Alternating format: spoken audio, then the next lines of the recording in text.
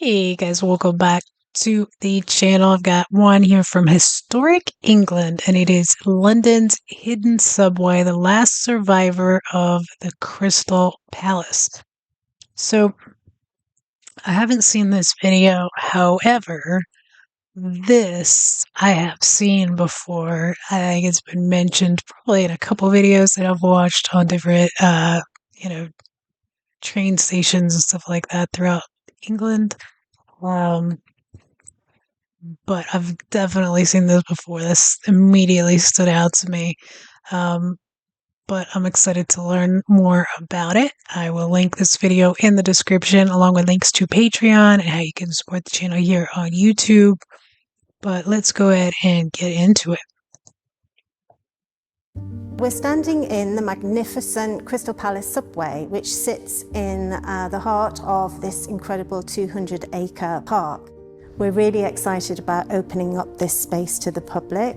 Everyone that walks into the space are immediately connected back to that experience of passengers as they walked through the space into the glorious Crystal Palace. The Crystal Palace, the first great glass and steel modular building, was put up in Hyde Park in 1851.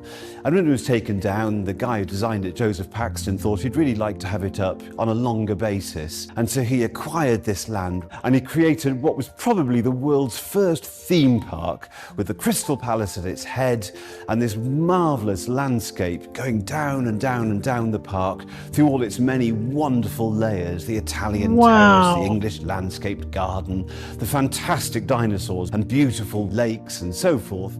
And inside the palace was a wonderful cornucopia of delight: Egyptian palace architecture and Greek temples, and there was statuary all over the place.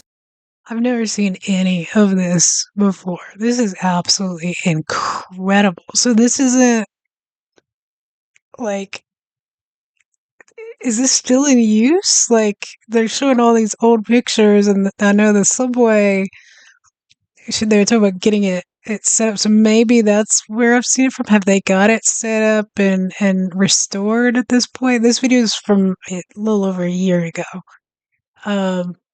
But this other stuff, the park is incredible. This is amazing.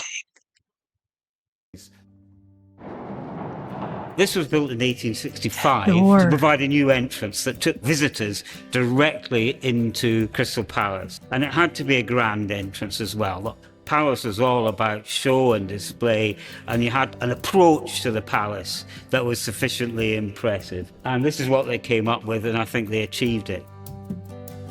Beautiful. The palace burned down in 1936. It's the only bit of the palace that survives. Back behind me was the station. They built a new station, the high-level station they called it.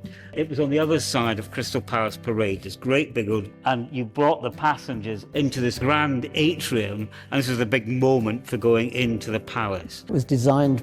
Could you imagine, like, the first time going on that back then, and your train pulls up, and this, like, is what you see, and all the, like, you haven't even seen the parks and the gardens yet. I mean, that would be the most amazing thing you would probably ever see in your entire life, like, beyond your imagination. By Charles Berry Jr., whose father, of course, was the architect responsible for rebuilding the Palace of Westminster. He also designed the new station. He was a great Victorian architect. He loved his multicolored brickwork. It consists of two main parts. We've got the vaulted section here underneath the Parade Road, and then we've got this wonderful hall that we are standing in now. The hall itself was a ruin from the 1970s when the roof was taken off. When we came to the restoration of the roof, we decided we wouldn't follow the original design, which was into ridges. We didn't want central posts as he had in his design, so we've come up with this new design. So good conservation doesn't necessarily mean having to repeat what was there beforehand. The vaults themselves are quite remarkable. They were beautifully set out in order for the brickwork to meet up perfectly in the centres between the columns. And there he put a gasolier, a cast iron plate, which was fed by gas from the road above, so the place was lit up for the visitors to come in. It feels a bit like a cathedral. I think it feels like it's got a kind of Moorish feel to me. But everybody says, different people say it's Byzantine, I say it's Moorish, people say it's not any of those things. It's kind of Victorian imagination.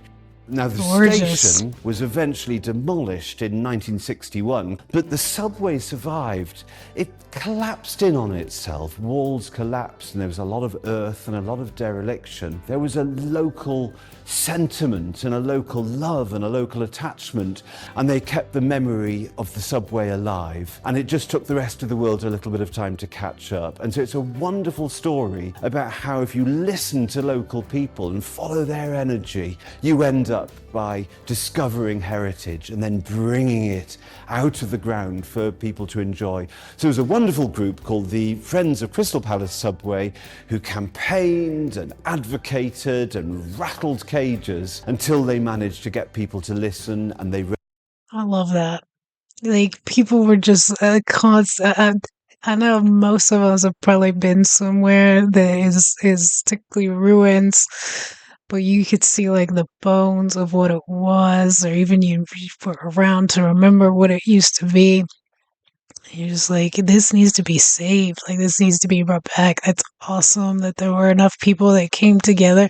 I loved that picture of people dancing. I mean, because you could tell it wasn't restored. It was still in the ruins, and they're out there like using it like it was still, in use. I love it. I love it. That's awesome.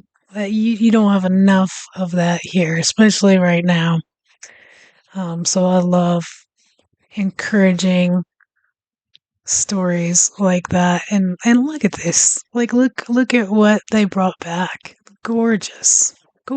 raised the money, and they partnered up with London Borough of Bromley and Historic England to restore this subway, and they have done an absolutely magnificent job. People have been flooding in. I think the first weekend we threw the restored subway open to the public. Just come and have a look. 2,250 people came to see it, and they queued right the way down the park and round the block. Crystal Palace Park Trust are the new custodians of this park, and we've been tasked with caring and maintaining for the park and all of the assets, including this incredibly restored subway. We'll have regular open days for the public to just come in and explore, but we'll also be able to use it as an event space for weddings, anniversary parties. It'll be a great location for fashion shoots. We're planning some pop-up cinema in here over the next couple of months, and some craft markets. So really the opportunities are endless. I love that. That was awesome. I'm gonna try to remember. I need to look into the Crystal Palace. I would love to see more photos of that if there's any video. I think they said it burnt down in 1930, so I don't know what, we did see some photos. But I definitely need to look for a video on that, because that place looked incredible. So I'd love to know what it looks like today, if any of that stuff still exists, if it's been taken care of. Gosh, I wonder why they didn't rebuild right after the fire. Maybe it was just too devastating. But that was awesome. I really enjoyed that video. That was one of my favorite videos that I've watched in a while. I hope you guys enjoyed it as well. Let me know your thoughts in the comments. Let me know if you have, I don't know if any of you have memories going back there. You'd have to be close to 100, I guess now, but maybe stories, or maybe, I don't know. That's why I want to look into it. If maybe there were portions of it that were still in use that you did get to go to. But let me know your experience with the Crystal Park and this station. And let me know in the comments. I can't wait to read them. And I hope you like this as much as I did. Don't forget to hit the like button, share, subscribe, hit the bell to get notifications. Drop a video every single day for you guys. And I will catch you tomorrow with something else. Thanks for watching.